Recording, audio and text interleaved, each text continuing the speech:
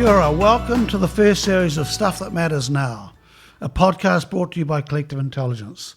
I'm Harv, aka Ian Harvey, founder of Collective Intelligence, and it's going to be my great pleasure in this series to introduce to you a bunch of really cool people who are making a difference in the world every single day. Our job here at Collective Intelligence is to help curious people evolve and become more courageous so they can tackle the stuff that's needed to make this world a better place. You're about to listen to an epic chat I've just had with one of our many change-making Collective Intelligence members. Let's have a quick listen to a wee clip of some of the stuff we've talked about to give you an idea of what's ahead. She's a receptionist at a school and one of her kids uses banker at another school. The kid is 12. She's sitting around the dinner table talking to the 12-year-old about term deposits because he's just opened one in banker. The 18-year-old sitting at the table turns to the 12-year-old and said, "What's a term deposit?" What's that? And the 12-year-old duly explained it to his big brother. Boom. Isn't that cool? That's very cool. Before we crack on and talk about the stuff today's guest had to share with us, a big shout out to Roy McDonald and his talented team at Tiwanga Estate over there in Hawke's Bay. Not only do these guys make international gold medal winning wines, they've helped us bring this podcast to your ears. Brilliant stuff. Thank you, Rod. In downtown Christchurch today, interviewing Kendall Flutey, who heads up her talented team at Banker. These guys have developed a system where they are teaching kids at primary school and now secondary school financial literacy. I wish I'd had that as a kid. It would have been a life changer. I think they've taught something like 80,000 kids so far. They want to teach all kids in New Zealand financial literacy. And Kendall was New Zealander of the Year, Young New Zealander of the Year this year. A very humble young woman. Great privilege to interview her. So Kendall started a company called Banker. Founder, co-founder? Co-founder, yeah. Yep. With who? There are a few of us. So my little brother's old teacher, Micah Hockard, he's also based here, Ben Wigley, and Mark McHardy as well. Cool. Yeah. Okay. So a cluster of you started this thing, and we'll talk about how cool Banker is and what it's doing out in the world. So Kendall, just give us a background. Where have you come from? Where's your whānau from, and your journey? Just give us a feel for that. Well, so we're home. This is home for me. Christchurch or Tautahi, it's the first place that pops into my head when anyone says the word home. That said, I've moved a bit around the country, had a stint living in Australia when I was younger as well, but this is home. So I grew up here, moved around a lot as a younger kid. My parents sort of split when I was young. My stepdad came into my life after that as well, and that sort of took us over to Australia. My mum wasn't super hot on being an Australian, so we eventually found our way back over at the ditch, landing in Christchurch again. And this is where I grew up. I like to say I had a pretty normal childhood, but that's because I think there's no normal anymore. Yeah. So I can relate to that concept. I went to school here. I ended up going to Otago University. I studied commerce, so there was no real need for me to go down there apart from getting a few kilometres between myself and my family. Right. Yeah. Right. So that was a good place to go. So just coming back, was this so your iwi? Yeah. So that's I whakapapa through my dad's side. So I've sort of been retracing some of those steps as a young adult. I got quite curious, and there are quite a few question marks lingering around. So I've been connecting those dots myself, and with the help of the next Flutey that you meet. Yep. Luckily, we don't have a very common last name, so it was quite easy to find the people who I need to speak to. And that took me up to Martinborough, sort of knocking on a few doors in the Wairarapa, found the house that my dad grew up in. Oh, really? Yeah. He also had, he's got an interesting family story as well. So yeah, in Pirinoa there, it's a beautiful spot. Some of my family is still up there, but we're also scattered all over the country as well. I'm still still stitching that story together. Yeah, it's interesting, isn't it? Yeah. I had a most unusual experience recently where I met a guy and I said, "Oh, you're English," and he went, and he said, "No, I'm not English. I'm from Cornwall." I went, "Well, isn't it England?" He said, "No." He said that Cornwall is different. We're not Yeah, part right, of the UK. And he said, "Your name's Harvey, and so you're Cornish as well. Huh. And you need to understand that you're not English. Your background is Cornish." And I went, "Okay." So, and then I talked about my great great grandfather was a gardener. Job Harvey was a gardener on Guernsey Island, and he. One of the nuns got pregnant, French nun got pregnant to my great-great-grandfather and ended up there on the boat coming to New Zealand. And he went, well, that would make sense because if he was Cornish, you see, that's a pirate loop or something between Crazy. there. And I'm going, oh. So it was a whole piece of history that I didn't know about. Going, oh, that makes sense. Yeah, he said, yeah. So he said, Harveys are not English, you're Cornish. I went, It's cool. okay, got it. So I'm sort of like, didn't know that. You know? Yeah, it's interesting. As I sort of became a young adult, I mean, that stuff was sort of irrelevant in my formative years, but it's really important to me now to know why I am me and how I am me and who I have to thank for little quirks or, other things. And if you've got a big gaping hole, I think I can only speak to myself, but you sort of start yearning to fill that hole in some sense. And I feel I know myself more and where I want to go every time I can sort of fill a little bit of that hole in. Cool. So brothers and sisters? Yeah, I've got a big sister and two little brothers. There's a big gap between the girls and the boys. Yep. And school, you went. What were you like at school? I think most of my teachers, high school teachers, I've been back since I left, be pretty surprised by what I do now. I wasn't useless at school, but I wasn't the most academically diligent by any means. Probably wasn't overly focused. Not a huge disruption, but bending rules more than breaking them. Right. Yeah. I don't think I ever got in serious trouble, but yeah, I wasn't a saint. And actually, most of my focus was on sports anyways, so I think it's quite surprising to most people where I ended up. Yeah. And any sport in particular? So I represented New Zealand for touch rugby and sort of Canterbury for netball and basketball and a few other things. And we weren't going to talk about that. Well, look at me. Do I look like an athlete these days? Probably not. I haven't been for a run in 5 years or something. So touch rugby is a crazy game. I've only played it a few times. It's awesome. Do you know it's New Zealand's most popular sport by numbers? Most people don't know that, I guess, just because there's so many social leagues and it's a great way to just stay fit. I could use more of that these days. Yeah. So then off to Otago. So you obviously got enough grades to go down there? Yeah. I was really good at doing, I really like to understand a system, and school is just a system and it's a game, and I like to game the system. Right. So I would get exactly what I needed, and as soon as that, I'd pretty much lose motivation, which isn't great because I love learning now, but back then learning was a box ticking exercise. Right. So yeah, I got exactly the kind of credits I needed to get to uni and play the game. Yeah, I can remember leaving my level 3 accounting exam within the time, you had to sit there for 30 minutes or something before they let you leave. It's a thing. And so I waited for that, and then I was like, I'm out of here, because I didn't need the credits, but we had a touch training before Nationals, because Nationals is right at the end of the year. So those were my priorities. Right. Yeah. Right. Do enough. Yeah, totally. Yeah. So when you went to Otago, what was your dream? Was there a... No, that was sort of conforming, I reckon. A lot of my friends were going to uni. I felt like it was the next thing to do on the path to success. Yeah. Certainly don't hold those opinions now. I've got a broader view of success. Yeah. But that's sort of where my mind was sitting at that point. So what was success in your head then?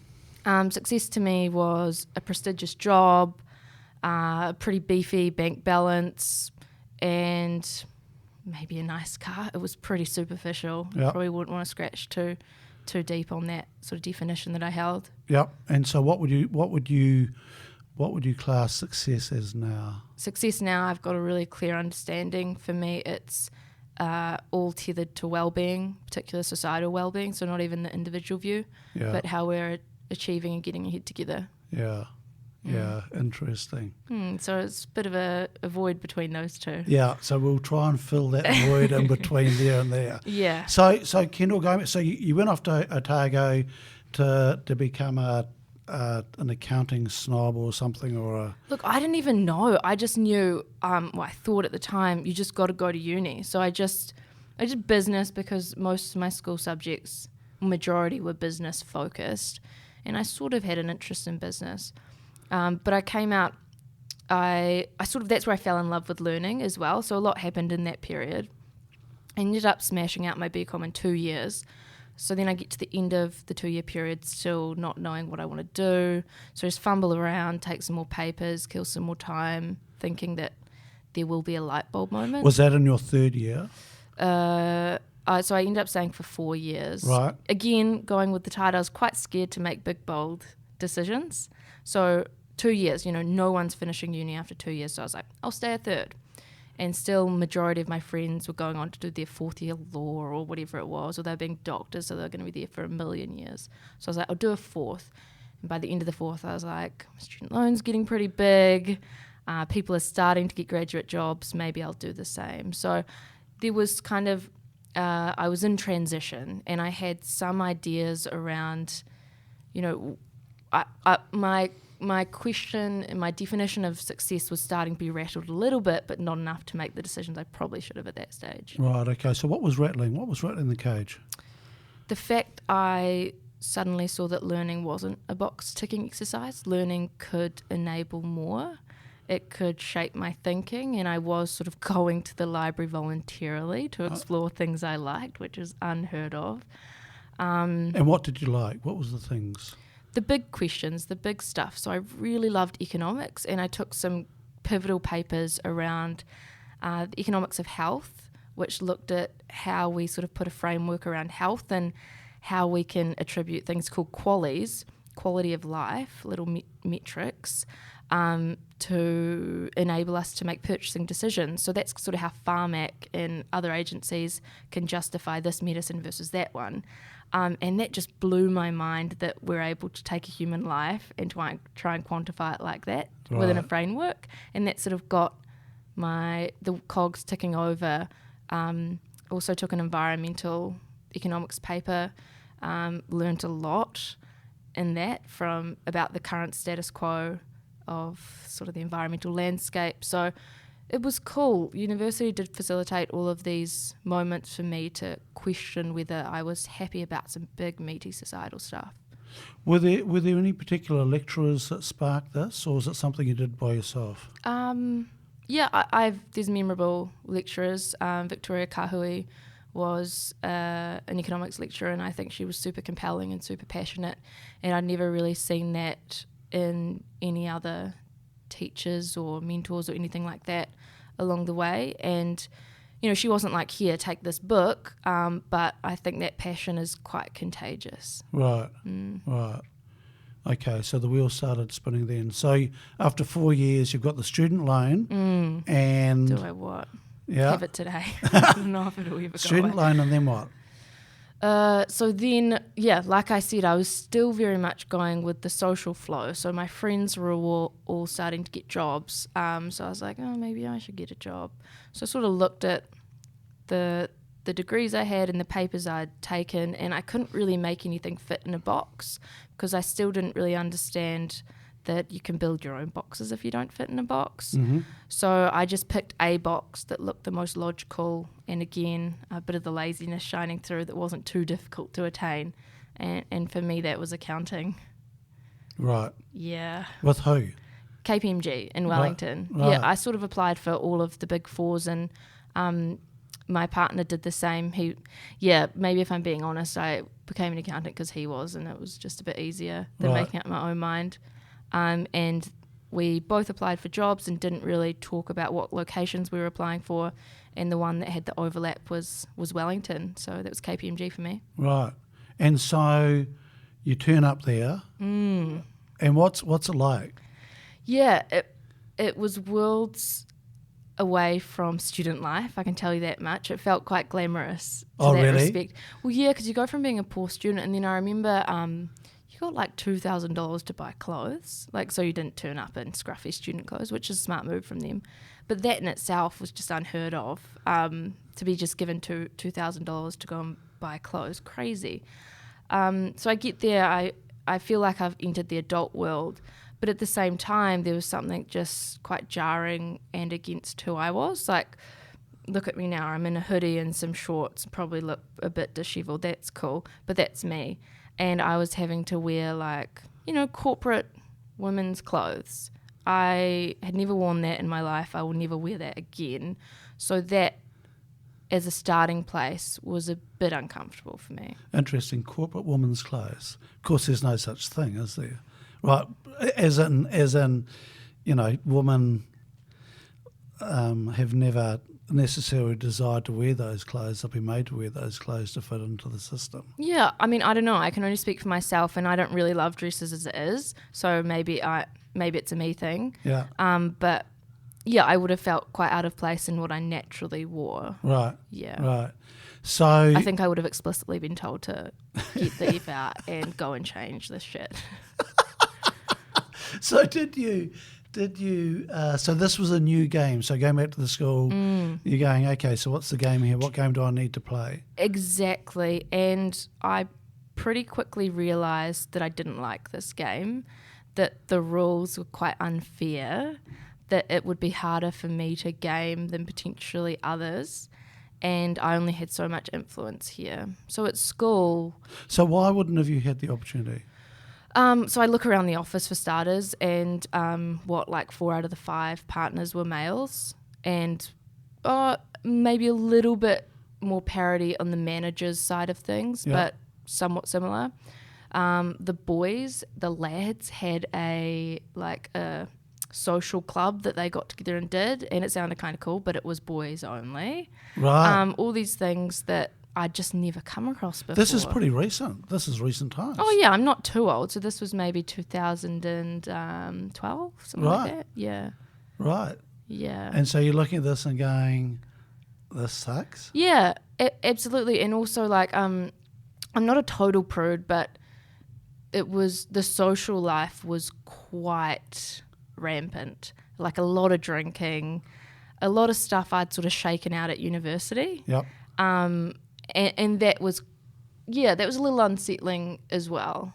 Yeah, nothing debaucherous, but I don't know. I was just sort of here to get on with the next phase of my life, ready to do something meaningful, and it just there felt like that didn't really reconcile for me, to use an accounting joke. Yeah.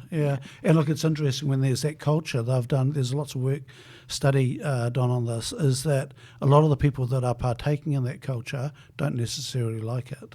Yes, no, that's absolutely true. It's like the rugby culture as well. Yeah. It's a pack mentality, and it takes one idiot to say it and everyone else to feel too ashamed to stop it. There's a flash name called pluralistic singularity, which is an academic term, right? Cool. But normally when the pack is going one way, generally about 60% of the pack would be going, actually, I don't like this. Imagine if we just spoke up. I'm actually like that. I don't have many regrets. I don't really like to have regrets. Instead, I like to think about how I can change the next time. I just don't like making the same mistake twice. But I think speaking up about some of the things I saw in some of those practices, that's one thing I do regret from my time there.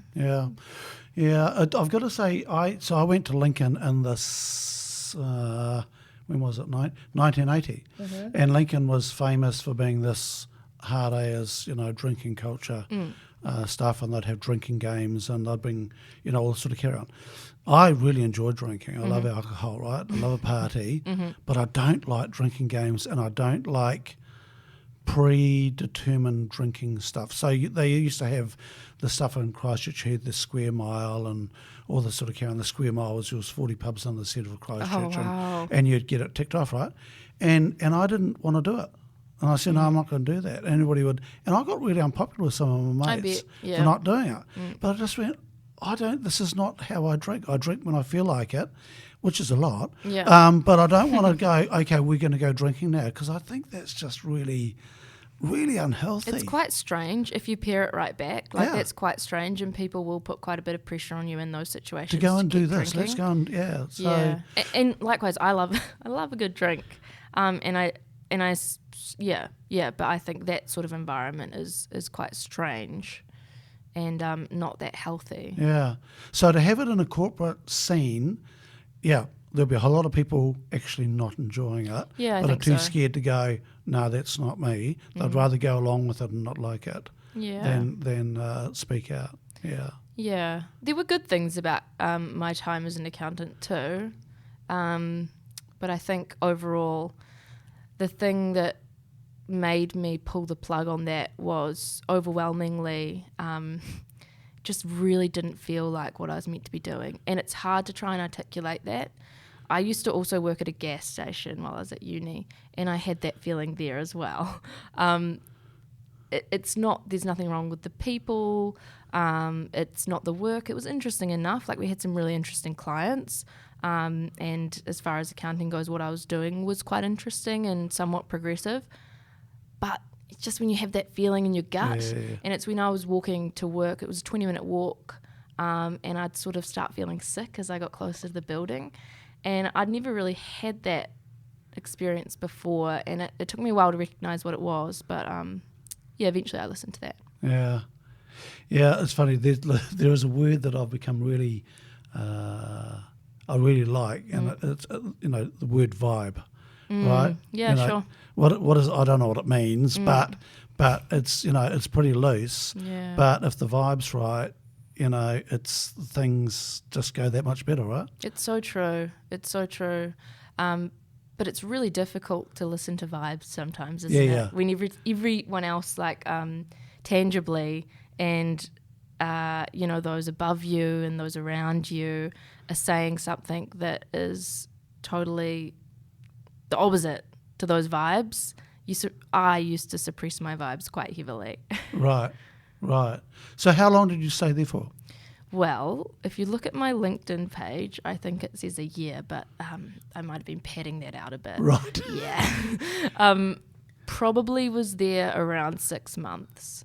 Yeah, I knew in week 3 that my vibes were speaking to me in week 3. And your partner? He stuck it out for like 3 or 4 years. Ah. Yeah, so that's difficult as well when someone quits not only a job but also a belief system. Yeah. I think I left more than just a job that day.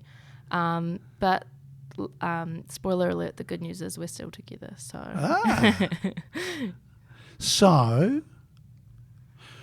So was that your first big, what's the word, move away from what you should be doing? yeah, absolutely. It was my exit from that game altogether. Yeah. Yeah, and it was the first time I realised that if you don't like a game, you don't have to be in the game. Yeah. Did you have any idea what you were going to? No. So when I left my accounting job, my manager wanted me to send an email around the office. And for anyone who's been a graduate lawyer or accountant, you'll know there's a period where they don't trust you to sneeze and all of your emails get reviewed by your manager, especially client-facing emails, anything external. So he, bless his soul, he wanted to review my departure email to the office. So I wrote it, and it was like pretty tame. I was just like, thanks so much. It's going to be, sad to leave everyone. I'm sure we'll keep in touch, etc. And he was like, oh, do you want to put in a wee paragraph about what you're doing next? And I looked at him and was like, but I don't know what I'm doing. And he was like, oh, you can tell us. And I was like, I'm not going to a competitor if that's what you think. I literally will be unemployed as of tomorrow. And so there was that moment where I don't think he believed me, but no, I had no idea what I was doing next. All I knew was that I fucking hated that sick feeling in my stomach, and it was impacting my mental health. And if I didn't get out of that environment, and again, it's not the people, it's the context. If I didn't get out of that position that just didn't feel right for me, I would never have the breathing space to decide what was. Right. Because, there's nothing wrong with KPMG. No, there's not. They're great. They're Yeah. awesome. And the world needs accountants. I just say that the world didn't need me as an accountant. Right, right. So you're now a young unemployed Maori woman. Yeah. Brilliant. Yeah. So did that mess with your head at all? Well, no, my head felt better than it had in a long time. Yeah, and that sick feeling in my stomach was gone, Cool. so I felt pretty good. I was on limited resources though, as you could surely appreciate. Yeah. But you had some nice clothes. Yeah, actually, I sold all of those on Trade Me, and that was sort of what kept me afloat near the end there. I didn't want them anymore. You know, they were no good for me, so made almost nearly my $2,000 back. They were pretty new, right? Right. And I sort of had a bit of time to spin my wheels and figure out, you know, what I wanted to do. Yep. So that was a period of just discovery and just wondering. It was, and that's really challenging because I'd always been in formal education structures. So I'd always, even at university is obviously a bit more flexible than school, but there's always been delivery dates. It's a system. Correct. So getting into the floating in the abyss, there was some procrastination in the first few weeks. Yeah. Didn't do too much. But I think having limited resources really helped. Yeah. Because you got to sort your shit out quickly. Yeah. And procrastination can be a fabulous thing, right? Yeah, I guess so. Yeah. You know, just I think it's underrated sometimes because it's got a bad name, but I think procrastination sometimes is a time to rest and so forth, and sometimes it's actually you don't know and just letting yourself be in that space of not knowing. Yeah, and I'd never had that. And I think that's a real luxury for a lot of young people. Yeah. We kind of push everyone on the conveyor belt from primary school, secondary school, Yeah. you know, university or whatever your high education and workforce. Yeah. That's you. Get Now, on the ladder, do the right thing. Totally. What about, like, you know, all the people that do a gap year? I think it must be quite rewarding in terms of finding out who they are and how they fit in the world or how they're going to make the world fit for them. So you still living in Wellington at that stage? Yeah. Yep. Yeah. And so what was going through your head? What were the things? What were the thought processes?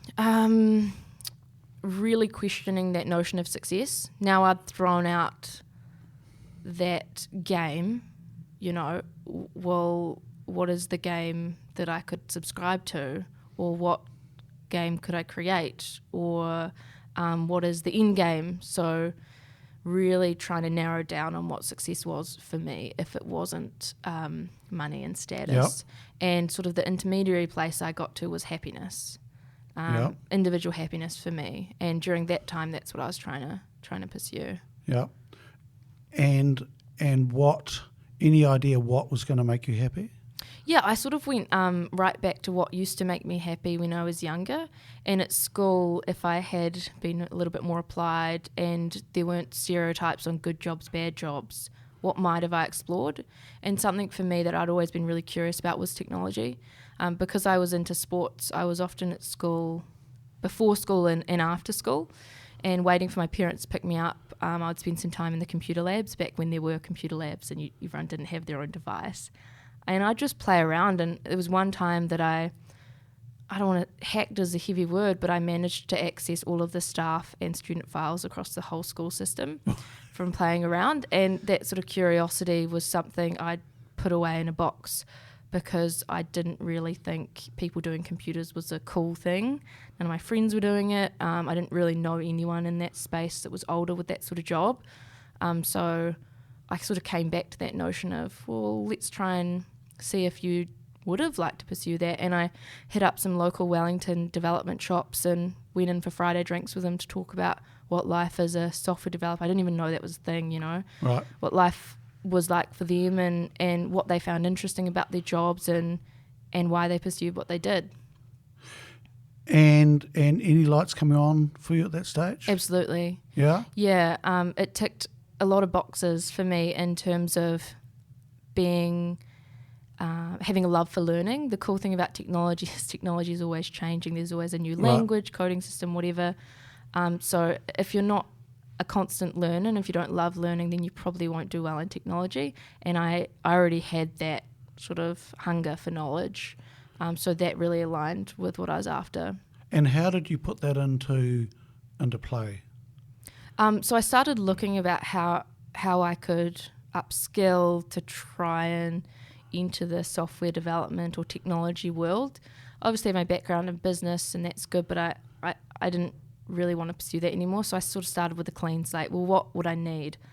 I really hated the idea of going back to university. Yep. I really, there were some thoughts that still lingered around, success and my peers getting ahead. So I wanted something a bit faster.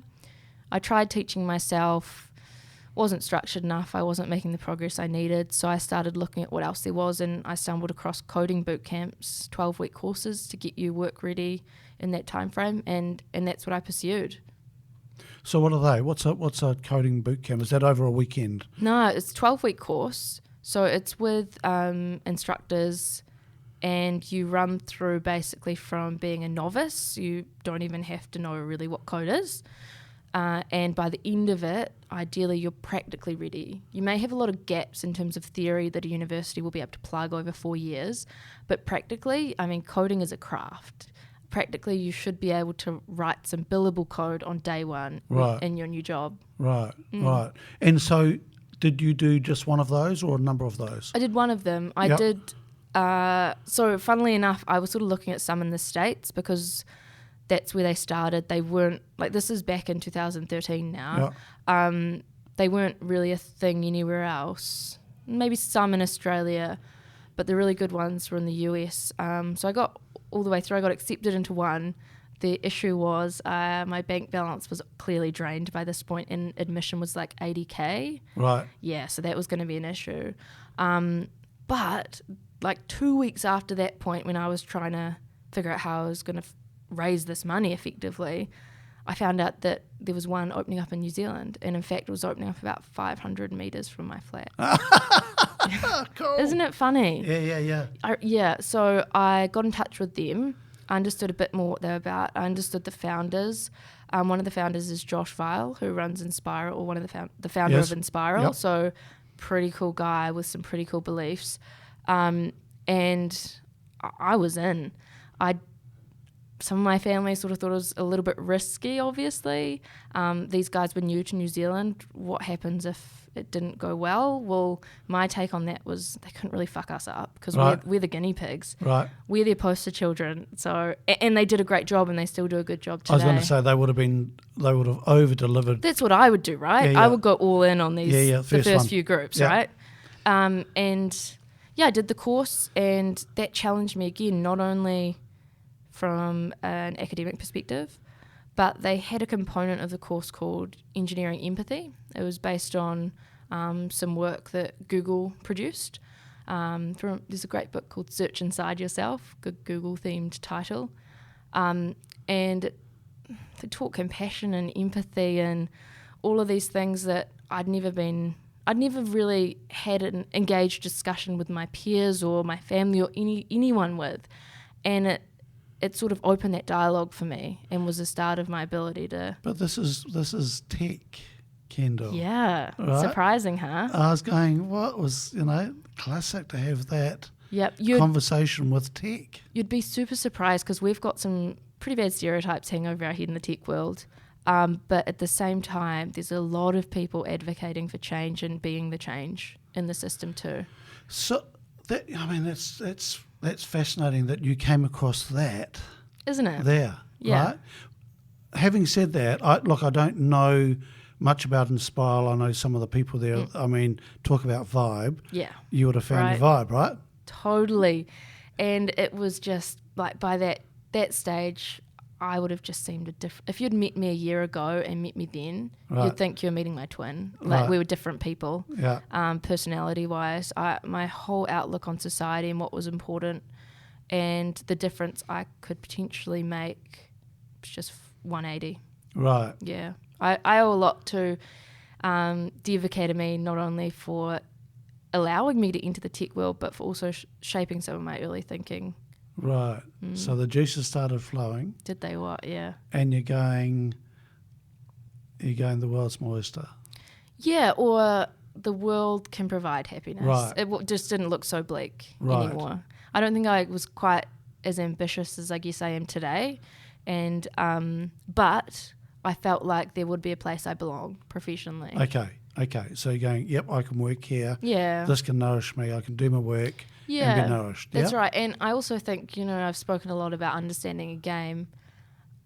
I sort of didn't really see the need to game a system anymore because I really believed in this system that I was entering in the tech world, from what I'd seen so far.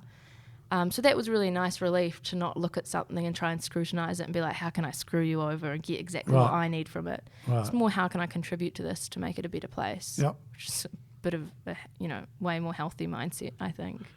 And your partner would have had a lot more interesting person to That's right. talk to. Well, or yes, and that can create a lot of conflict as well when you've got someone who has one certain view of success and another with one quite contrary. Yeah, it can create for some robust discussion at home. Okay, all right. We could go there, but I'm not sure we've got time. Mm-hmm. So, Kendall, then what? So then I still needed a job. I finished this course and I start looking at the companies. Which costs less than 80 grand. Hell yeah. They do really well to find scholarships and partners to partially fund. So I think it ended up only costing me like a couple of grand. Brilliant. Which is nice clothes. Such a cheap investment. Nice clothes. Totally. It's a clothing allowance, isn't it? Come on. It's so true. So I started looking around at the companies in Wellington that I believed in and applying for jobs. And my top pick, I was lucky enough to get a job there. Which was? Able Tech. You won't have heard of them. Or maybe you have. No? Okay. I've heard of Xero. You've heard of Xero, okay. I thought about Xero, but I didn't apply for them because I think I needed a smaller team environment. One of the other things about the corporate world was I found it very difficult with such a large organisation. I think I really like small teams or medium-sized teams where I can feel like I'm contributing. I'm not just a wee cog. Yep. I'm not saying that everyone's a wee cog at a big organisation, but I wanted to feel like I could really contribute and get to know everyone. Yep. So once again, starting to follow the vibe.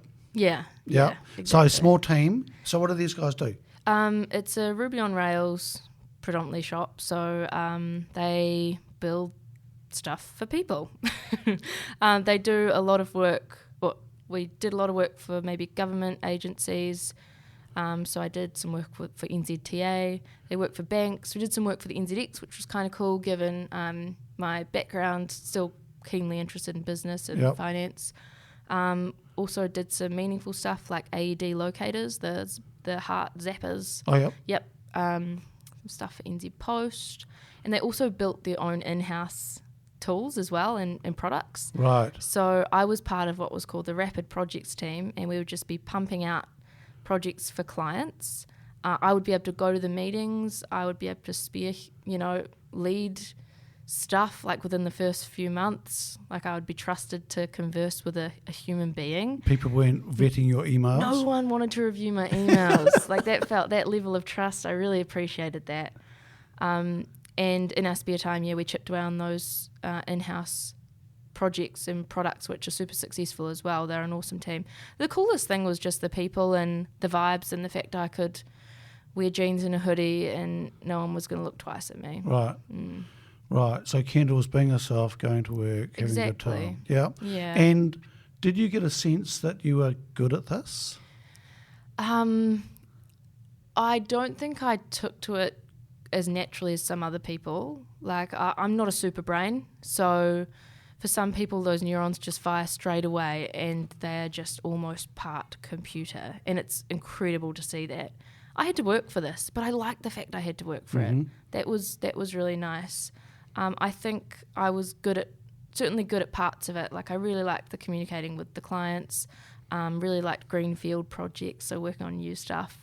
And I really liked the creativity and the logic behind it. So I didn't have to be the best of it at it, but I knew I was contributing and adding value to the team, and that's what I really loved. Right. And did you get a sense of your leadership skills or anything like that developing? I was given the space to lead things, and I don't think I'd ever, apart from on the sports field, I don't think in a professional experience I'd ever really experienced that before. So I'm not sure at the time I would have been aware of that happening, but I was afforded the option to sort of flex those muscles a little bit. And were you allowed to make mistakes? Hell yeah. Yep. constructive environment. Feedback was given, for sure, but it didn't feel disciplinary by any means. Right. It was just part of the process. Mistakes, well, we're kind of expected to make mistakes in order to get better. So. Yeah, I think that's a really important thing for culture and learning a whole range of stuff, right? It's just going, it's okay to make mistakes and push hard and, see what happens. That's right. Yeah. Yeah. So how long do you stay with those guys for? I think about a year as well. So that was really difficult to leave Able Tech. And unlike, the sick feeling in my stomach I had when I chose to leave KPMG, I had a sick feeling because I had to leave. Yep. I felt it was what I had to do at that time in my life. But every time I'm in Wellington, I pop my head into the Able Tech offices or use a spare desk that I've got floating around. So to some extent, I don't feel like I fully removed myself from the wider whānau. Right. Yeah. Right. So when you say you had to leave, what was that about? Well, that was when banker came into my life. Ah. Yeah. Carry on. So by that stage, the idea for bank had been formed. That was a wee conversation between me and my little brother. We cut the first lines of code. So how much younger is your little brother? Maybe 11 years or something like that, Right. 11 or 12. Yeah. So he's how old at that stage? He is about that age, 11 or 12. Oh, yeah. sorry. No, Got and it. that's the gap. No, Got it. it's, Okay. Yeah. Yep. Cool. 2 birds, 1 stone. Okay. Yeah. So efficiency, Yeah, 2 11s. that's Okay. right. So, and so what was that conversation? Well, this conversation happened. I'd sort of maybe just started with Able Tech, or just finished Dev Academy. I can't quite remember, but around that time, right?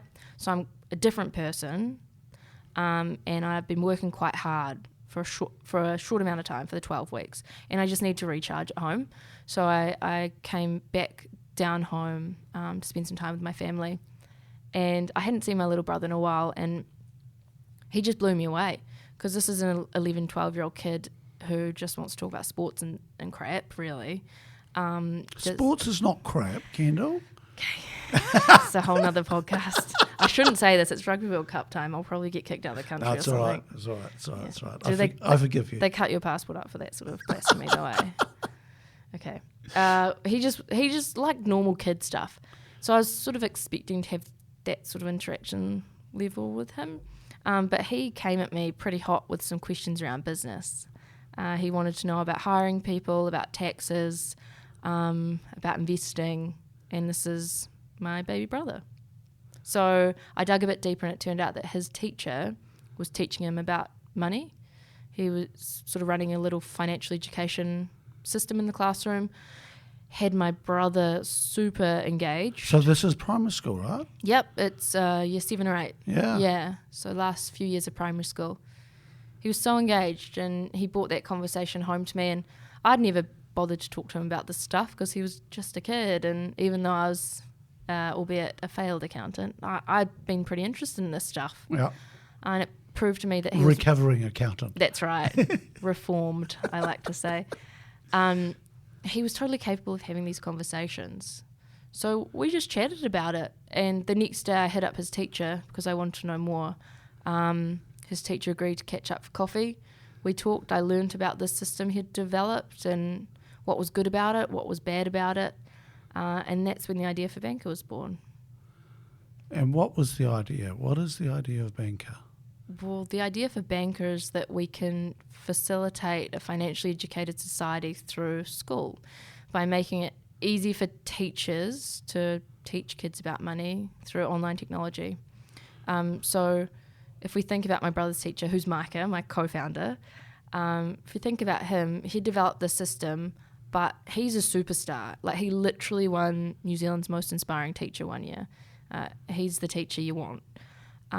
He was going out of his way to spend, at least an hour a day managing this system. It's not curriculum based. He just did it because he thinks it's pretty bloody important to teach our kids about this stuff. Isn't that interesting? I was just thinking of the chances that your brother had that teacher who, the conversation, right? It's fortuitous. It's Yeah. serendipity. Cool, eh? Yeah, It's pretty cool. And the fact he was then willing to talk to a random person he'd never met. Like, he didn't know me.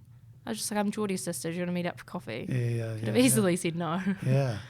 So he was teaching this stuff, one-on-one to small groups and so forth. Exactly. And you were interested in how do we take that from small groups into bigger groups? Yeah, I think I'm being a bit generous if I say yes to that. I think what I was thinking of at that point is how can we make it easier for you, Micah? Because you're writing down transactions in books. That sounds like something computer would be really good at. Yep.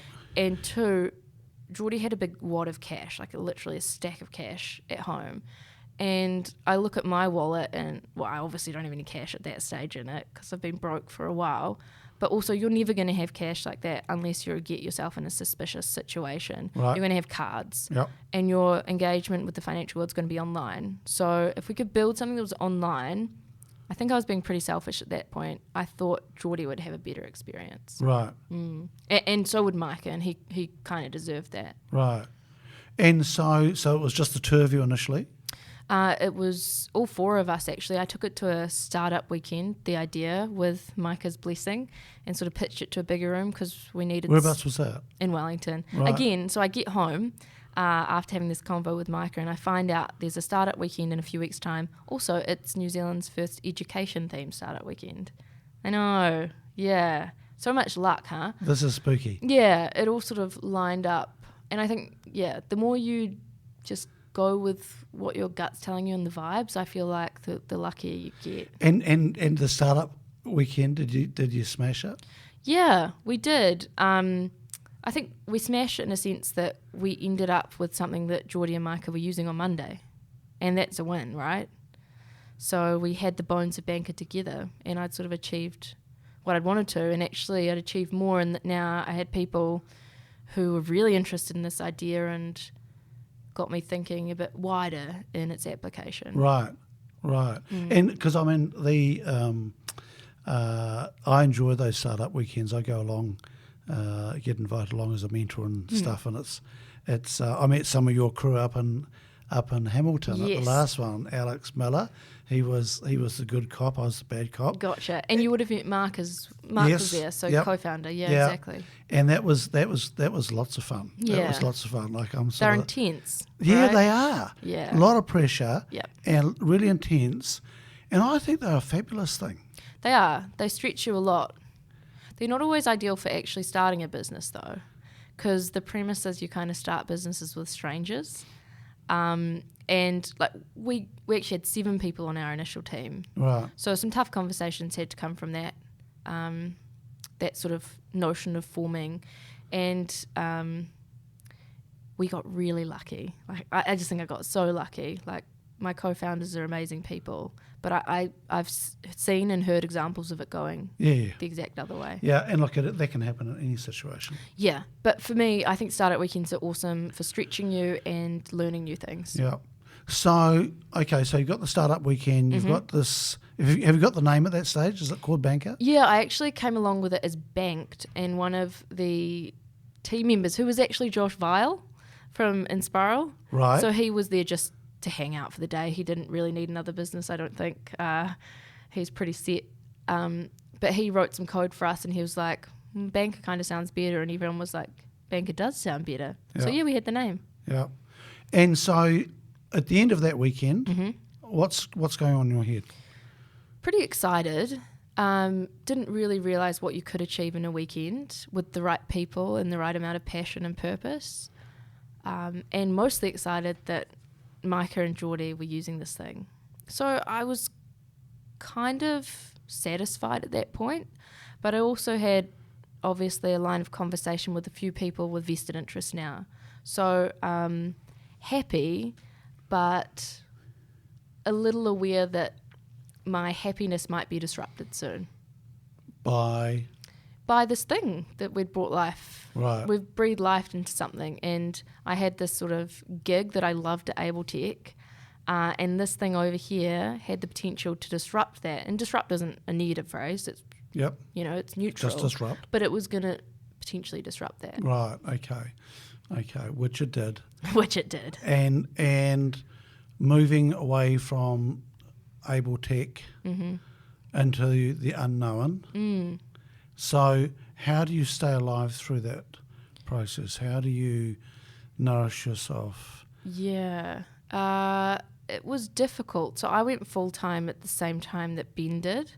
So that was awesome. Having someone else in the same boat as you, Yep. I think, is one way to... Increase the success. Correct. Because we just motivated each other. Yep. In terms of Maslow's hierarchy of needs, how did I get the first pyramid, tier satiated? I leant heavily on my partner. I wasn't making any money. Yep. I was lucky. He was cool with that? Yeah, he was. He's always been super supportive, and I don't think I've probably recognised that enough, because you'll hear from my story, like, you quit a couple of things in quick succession. I'm a little bit reckless, and he's stable. He's a good boy. He is. He's amazing. Shout out to Simon. Yeah, we like him. We'll keep him. We like him. Hear that, Simon? We like you. Yeah, so he was there all the way through. It's interesting, isn't it? Because, this is deviating, but there was a wonderful function for Spike Milligan, who was a old white comedian guy. Yeah, I know. Right? And he gets up there at this wart, and he gets up there and he said, I did it all by myself, because he's taking the piss. Was he being facetious? He was taking the piss, right? Yeah. He said, I've done it all myself, Classic. whatever. And everyone's just killing themselves, because nobody does anything by themselves. That's right. Like, it's that classic iceberg analogy. Like, there's so much supporting everyone. Yeah. And, yeah, that's why I find, like I don't want to bring it up again, really, but the individual award that I won earlier, that's like, individual awards are almost null and void, because no one does anything in isolation. And if I'd brought everyone up on stage that had actually contributed, the stage would be overflowing, Ken, look, I want to talk about that, because that's so right. And I was at an event a while ago, and the Rocket Lab won it, right? Mm-hmm. And it was cool. He comes up with about 30 people up on stage. Oh, that's pretty cool. Right? And he goes, I'm just a spokesman here, but damn, that's a this is, and I just thought, you beauty. Yeah. Because I saw others get up there by themselves, and I thought, nah, that's not authentic. Yeah. And I like awards and stuff like that, and that, I think it's good to recognise, people's accomplishments and Yes. all that sort of stuff, right? But I did think with this New Zealander of the Year, they've got to give it to somebody. Yes. They've got to give it to an individual. But I did, knowing a bit about a banker, I thought this is interesting, because it could have been a number of people up there. That's right. And I try and hammer that home, but often people like to see the tip of the iceberg. Yeah. They almost don't want to hear about the foundations, because it's not as magical. Yeah. We kind of like the idea that any of us can rise from the ashes, but that's not how the world works. We got to support each other, and it's often team contributions. And heck, a lot of the time, the spokesperson, the tip of the iceberg, isn't the person that's actually spinning all the wheels and doing all the magic. This podcast is a classic, right? Because after this, I have no idea what happens to it. Right? There we go. Right? Okay, but I've got two other people that put this thing and edit it and put it up, right? And but it's my podcast. Yeah, interesting. Right? But it is classic. Without Bettina, especially, this would just stay on that little box there. I don't even know what's going on inside there, right? But it's absolutely true. But that's not a new concept, is it? Like, we've idolised people for millennia. We're definitely in a populist period, right? So we like faces and individuals as a broad society and culture. Yeah. So, yeah, maybe that's just the way it is, but maybe we could change something about that. So Kendall, talk us through then this development of Banker from that stage forward. Yeah, certainly had its ups and downs. Me and Ben, full-timers to start with. Ben then changed courses and wanted to do something else with his life, and they'd been communicated in advance. But, that's obviously changes the face of the business, and it's just me there alone full-time, and that was pretty challenging from a motivation perspective. eventually another co-founder came on board. Oh, actually, then Simon joined the company, which was a real breakthrough moment, I think. Man, that's a big, bold step. Yeah, so it was. He left the cash security. flow. Yep, Yeah. exactly. So we were sort of all in as a family unit at that point. Whoa. No turning back. How long had you been going at that point? So we're almost 5 years in, so maybe 2.5 years. Wow. 2 years maybe. He came on pretty early in the game, actually. Yeah. And then Mark joined. So Simon joined before one of the other co-founders. So that's his contribution, and not a lot of people know that. And then we sort of reached a scale where we were able to keep growing the team as well. And I really do think the more hands on deck, the more reassuring and motivating that has been to me, because it also speaks to some more people believing in what we're trying to achieve. Yeah. Look, I didn't know that about Simon coming on so early either. I thought that was quite a recent No, thing. hell no. And yeah, so that's really ballsy for you two to do that. Yeah, and by that point, like, I'm not going to speak for him, but I think his view of success had changed a bit too. Right. So he was looking for something, and I was desperately looking for someone with capabilities that he had. Right. Right. So he didn't get the job because he was your partner. Well, I may have had some inside knowledge about him. So today, I mean, you guys now reach out to kids, a huge number of kids. Yeah. So give us an idea of Snapshot. Yeah. Yeah. So currently 85,000 Kiwi kids using the platform. That's been increasing every year, which is a good. Is thing that to current? see. Is that what's? Yeah. So what does that look like? So there's about 400,000. There's a bit more, maybe 450,000 kids in primary school in the age group that we're sort of after. Mm-hmm. So we're getting there. I really think we are starting to make a big dent in this stuff. We also have a presence in over 50% of all the schools, the primary schools and intermediate schools. So by that, like, the reason that doesn't reconcile with we don't have 50% of all the kids is because it may be one class using it in one school and not all of the kids in their age group. Yep. But we've got a presence, and that's a great starting point. Just last week, we launched a product for high schools, so we're now going to aggressively try and grow to similar numbers in high schools. Cool. I was going to ask you about that because, why just primary school? Totally. Yep. Primary school was a nice starting point for a lot of reasons. One, we wanted a big catchment. So high schools has been harder because you start choosing subjects. But in primary school, it's one teacher with the whole class all day. Yep. So if we could convince this teacher to weave this in somewhere, we could guarantee that we got blanket coverage, not just the business studies. So kids. just the practicalities. When you say weave it in, what does that look like? What does that mean? Yeah, so finances flows through our lives in lots of different ways, right? Mm-hmm. So same thing on Banker. We create a little online economy. The students can log in, start earning Banker dollars, maybe for just showing up to school. Maybe it's universal basic income. Or maybe the teacher gives them jobs like stacking the chairs and picking up the rubbish. So they earn currency. Yep, they earn currency. They then spend that currency on lots of things. They can invest it. They'll have to pay some bills like Wi-Fi, renting their devices if it's an iPad or something like that. They may put in a term deposit. They may save up and buy a property if they save up enough all year. They may buy a scooter to get to school. All these little things that you and I have to do as adults, we let them experience it within Banker. So when you say they buy a scooter, is that a real scooter? It's not. It lives inside their Banker profile. Right. But the reason they might do that is because the teacher might start charging them, I don't know, $10 a week to catch the bus, $5 a week to catch the bus. Right. And instead of having that regular expense going out, Right. they pay one off, $50 for a scooter, set. Got it. Okay, so they're playing a virtual game which is pretty much real to life. Exactly. So they start understanding some of these meaty concepts that, high school kids, young adults don't know.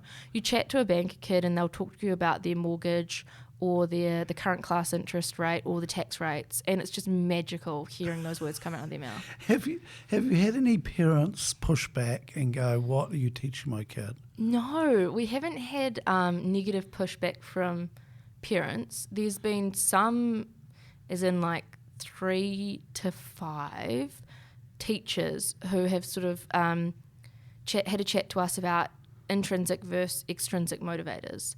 So by that I mean they don't want to pay their kids to motivate them to do their work. Got it. Yep. Totally fair. I totally agree with that, and I don't really encourage that. Yep. So that's the sort of only point of contention that's ever come up. We actually had a parent the other day. She's a receptionist at a school. Her 2 kids go to another school, which is a banker school. So she's got, oh no, sorry, I'm making this confusing already. She's a receptionist at a school, and one of her kids uses banker at another school. The kid is 12. She's sitting around the dinner table talking to the 12-year-old about term deposits because he's just opened one in banker. The 18-year-old sitting at the table turns to the 12-year-old and said, "What's a term deposit?" What's that? And the 12-year-old duly explained it to his big brother. Boom. Isn't that cool? That's very cool. Yeah. Yeah. Yeah. Isn't that interesting? Because you think, you're not supposed to learn about that stuff until later. But why is that? Most people think it's sort of an on-demand education experience. Yeah. And we think we can trust our, banks and the people selling us financial products to explain it. There's no real incentive for them to explain it, and a lot of us don't learn it from our parents, and most of us didn't learn it from school. So it's trial and error, which just sucks. And I know there are professionals, doctors and so forth, that it is a total mystery. Yeah, no, absolutely. It's a total mystery. Because it's quite embarrassing to talk about it as a 50-year-old doctor, like top of your field. She's probably not going to want to put her hand up and say, "Sorry, I don't actually understand my credit card limit," or how this is compounding. Or how this works, or what do these terms mean. Exactly. Yeah. So going into the secondary schools, have you started that now? We have, as of last Tuesday. Right. Yeah. And so that'll be a whole new program? It is. It's called... And some could come through from primary school into that program? Correct. So I was at a local high school here and working with some of the Year 9s who are kicking it off already. And I asked them, have any of you used this before at primary school? And half the class put their hand up. Right. So they're banker primary graduates now moving into banker high, which is pretty exciting. But there's new concepts for them to learn, like they go flatting with each other. They have to negotiate a tenancy agreement and deal with any disputes within their flat, and then they can invest in the stock exchange and things that we haven't quite touched on in the primary school space. Yep. And where does the revenue come from for the company? Cool. So we're supported by amazing partners, the key one being Kiwi Bank. So they make it so that all New Zealand primary and intermediate schools don't have to pay for the platform. Stunning. Yeah, it's incredible. Backtracking a little bit, we used to be user pay at that year level. So that was like the first year, right? We went out to schools and charged them. And some of them, it's fine, paid the bill, moved on. Suddenly we had this skew towards high decile, high socioeconomic schools using it, and not many lower decile schools using it. And this didn't feel right. Feels like we're going to be making a problem bigger. You're fueling that gap. Correct. Pretty perverse. We wanted to be the solution, not someone making the problem worse. I flew up to Auckland to visit a few of the ideal schools I would want to use it. And I sort of presented to the principal and we chatted for a bit. And of course, cost came up. And I'll remember this moment forever. He looked me square in the eye and he said, "I've just had someone in this morning to talk about how we can get shoes on our kids' feet and food in their belly. I love this. I think our kids could benefit, but I cannot afford to be pushing resources here." And I get that. Schools are sort of mini businesses themselves, not that many actually, and they have to prioritise. So we'd sort of been supported by Kiwi Bank in various ways, nothing formal, and I sort of pitched this problem to them, and they were pretty quick to say how they could support us. And the partnership's only grown since then. And I do use the word partnership intentionally. It's not sponsorship. We're partners in this. Brilliant. Brilliant. That is, and it makes sense for Kiwi Bank. It's good for their business, but it's in lots of different ways good for their brand. Yeah, it really speaks to, they've sort of got this tagline or something, I don't know, Kiwis making Kiwis better off. Yeah. And this is how they sort of bring that to life. And their staff really love it. We ran their staff through a banker simulation, and it was super fun. It was cool to see. They would have loved seeing it, right? Yeah, and they got pretty creative with how to earn money. Some people were painting. They were offering their services, I think, for like 500 banker dollars. One of the Kiwi Bank employees would paint you a picture of your pet So I thought that was pretty funny. And they had the Kiwi bakers, people bringing baking to the Right. office to sell for some banker dollars. Right. So they got quite into it. And Kendall, you guys are a B Corp? We are. Yep. We've been a B Corp for a couple of years now. Yeah. Yeah. And, I mean, your marks must be off the charts as a B Corp for what you're doing. They're strong in some areas, but we know where we've got to improve as well. Yep. Like we used to be in a co-working space, so in terms of our control over last time we did the report, the environmental factors, Yep. that wasn't where our numbers weren't where we wanted them to be. So Yep. we know where to improve. Yeah. Yeah, it's interesting. Our environmental stuff was low, but we're working really hard on that. Yeah. And the great thing is you go, this is where you're weak. Yeah. That's the great thing with the model. I love to know where I'm weak. Yeah. Right? That's where I can focus my energies. And just go, okay, we need to sort that out. Totally. And it's interesting because we don't bank with Kiwi Bank. We get great service from our bank, but we got no marks because of... Who you bank with? Oh, I'm not saying that's... I'm not saying, but it's not Name and Kiwi shame. Bank. And, oh, God, let's do that.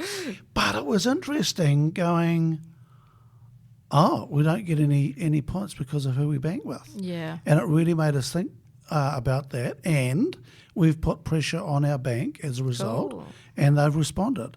Really? So I said to them, I want to know what you're paying your cleaners, and I want to know what's happening to our money overnight. Cool. Okay, and they came back and they checked out their cleaning contracts and said the contracts are great, but the way they're being applied isn't. So the actual cleaners are being paid 50% of what they should have been. Wow. And so they've sorted that, and I went, well done, guys. That's superb. Good work for And asking the that's question. that's a direct result of B Corp. It's cool. And we never found out what was happening to our money overnight because of their model and so forth. Right. But it's made us really think and get really deliberate about now who we do business with. Yeah. And I think that mindset is how we all need to be going forward. Yeah. Yep. So, Kendall, what? That's going to be interesting to see where Banker goes from there. So, is it New Zealand and offshore, or just New Zealand at this stage? With high schools, just New Zealand. No, overall. Oh, right. So we also operate in the primary and intermediate space in Australia. So we've got one team member based over there. Yeah. Yeah. And how are the Australians taking to it?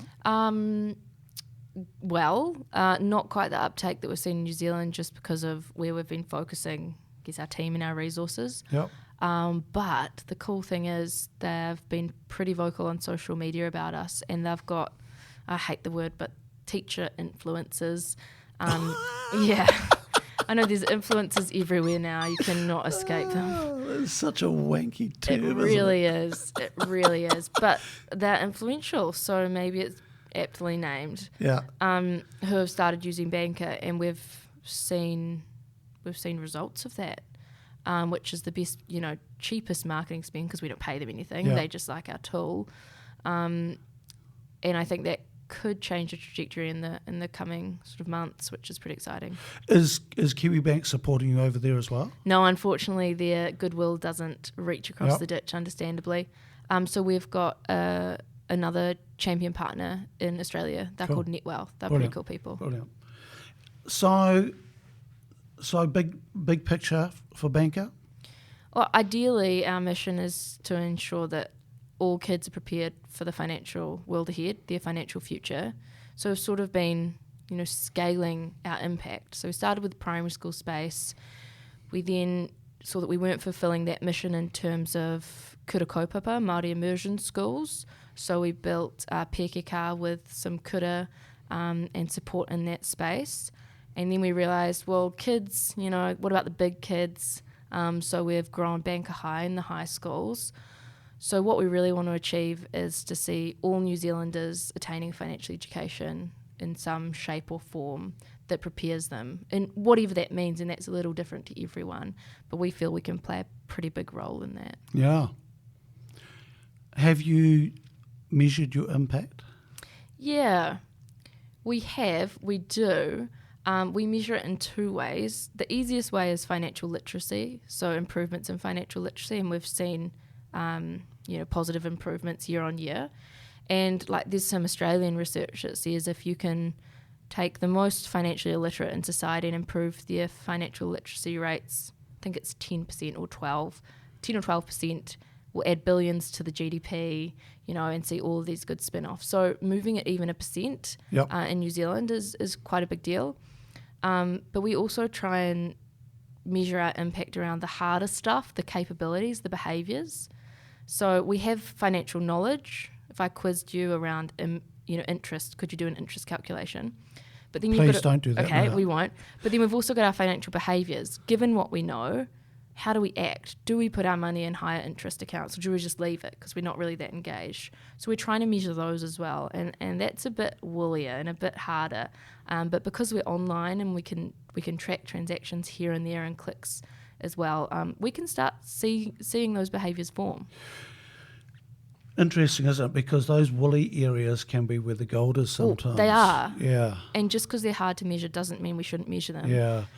I'm really interested in language, and I was listening to a linguistics expert talking about the effect language has on an economy. Okay. And he was talking about the Greek language, and he said the Greeks have always had trouble with their economy, and he said it's based on their language. What was the causation? I don't know. I don't know the details of that, but it was a really interesting, and he was talking about different cultures and so forth and their language. Fascinating. Right? Now, I've got nothing to back that up. I could have just made that up, Kendall. But I'm going to take your face value. But there was some. It was a really interesting aspect, and he said, and this was when the Greek financial crisis, and he said it goes back to their language, right? And I went. And that just sparked that thought then, right? Actually, you could be onto something. This may not be made This up. is free too. This is free. You could be onto something because language is a big part of culture, and a culture shapes our interaction with money, whether it's, capitalist, individualist approach, or whether we think more financially, collectively, and we see that in cultures all across the world. So, yeah, I think that's part of a bigger framework. Interesting. So, to wrap up, Kendall, and we've got this room for a little bit long before we get kicked out. What are the other things rattling around in your head that you care about? Yeah, I've been pondering a few things recently. You know how when you're thinking about things and they're just so big, they almost get overwhelming? Yeah, I've got a few of those rattling around in my brain at the moment. One thing is around sort of my generation and what I would class as just generational apathy about the things we really should give a shit about. And I'm finding it a little frustrating. And I spoke about it recently around how we feel like we can't take charge in situations, but actually if we all just did our little part, we could not overthrow a whole system, but make a big dent towards the change that we all want to see. I think you sort of see this through the use of social media, thinking that a like equates an action on a matter. Right. And we're seeing it with... So I like Greta Thunberg. And so that's cool. So I'm on her side and that's what I've done. Exactly, but it's not really the behaviours we should be making. Right. So there's that, and in the financial world as well, obviously we've only worked with primary schools and secondary schools, and there's this whole cohort of people we haven't been able to capture, which sort of, in my generation, people not engaging in their KiwiSaver, making silly financial decisions. We see it in elections. It's the mayoral election at the moment. Voting numbers for our generation are pretty low. I've just been thinking about how we can try and ignite some sense of agency for a generation who are just somewhat accepting what's happening to them. Do you think it's just your generation? Well, it's the generation I live in. And because I think my generation might suffer from that too, Kendall. Do you think? Yeah. I'm just not sure when we lost that sense of agency. So tell me what you mean by agency. The ability to take control of something. Yeah? Yeah. The ability to change the course of a river. Yeah. It's the little things, right? Actually being conscious of the little things. So that's one of the things I love about B Corp, is it makes you conscious of what you're doing and the impact of your business. Yeah. we had the B Corp tour at the end of last year, December, I think, beginning of December, when we went through the major centres. And it was interesting that it happened both in Wellington and and Auckland. People turned up with water in plastic bottles. Yeah, that's not to B a Corp. fucking B Corp event. That's not B Corp. And I'm going, what are you doing? And they said, Yeah. it was cheaper. And I went, Spend the yes, money. Make the change. Make the change. I thought, and no, I wouldn't let them use it. Right? Yeah, good. I said, we can't use that. So put it away. And it was just, I was gobsmacked. I thought, B Corp is not a theory; it's an action. It is. And it's the little things. Like we've got compost bins in our office now, cool. right? And that's a little thing, but that's come about from B Corp going, okay, so what's the minimum waste that we can produce? And just little things like that, right? Now, is that going to change the world? No, it's not going to change the world, but if enough people do it, it will. Exactly. I was super lucky recently. Jane Goodall was in town. Yeah. Yeah, and one of the audience members sort of, in frustration, they were a little bit younger than me, stood up and said, there's so many bad things happening in the world, and although I find you really inspiring, I just don't know how I can change any of it. Yeah, and I can understand that. I think we all grapple with that sometimes. Will my vote make a difference? Will me not recycling this make a difference? And I think Jane summarised it really well in a similar way to you did. If we all just play our part, and there's a level of trust that comes into that, and trusting, I'll do my bit and I trust you to do yours. But if we all do, we really can make a difference. And yeah, I think I'm just not sure how we can activate that in everyone to understand that we can be the change collectively. We have a huge impact on each other. Right? We have a huge impact on each other, and doing the right thing rather than doing the easy thing. People notice that, whether it's it sinks in, right? And just so that's something I try and work on. And I caught my Uber this morning, coming into you, and I try and make sure I engage with this guy. I asked what his name was, and he said, my name's Vince. I'm going, looking at it on the dashboard going, okay, that's not Vince on the dashboard, but that's cool. And, he's from China, he's been here 10 years and so forth. And I just try and engage with him, and I go, that's part of me being a citizen, right? Rather than just sitting there and going, I don't need to engage with this guy, but going, you know what? He's come to our country. Our country's better off for it, and I want to talk to him. That's cool. I'm socially awkward, so I never talk to my Uber drivers, but that's a me thing. Yeah, but it's just it's something that I make a conscious effort to do, right? And it's just like that's going to be one of my things, and so I have things that I do, and go, that's going to be my thing, and yeah, there's lots of different stuff we can do. Yeah, I think you're right. I think if we can role model what the behaviours that we think matter, hopefully that's contagious. Yeah. Kendall, thank you for this conversation today. I've really enjoyed it, and it's been good. I've been aware of Banker, but I haven't quite got exactly what you were up to.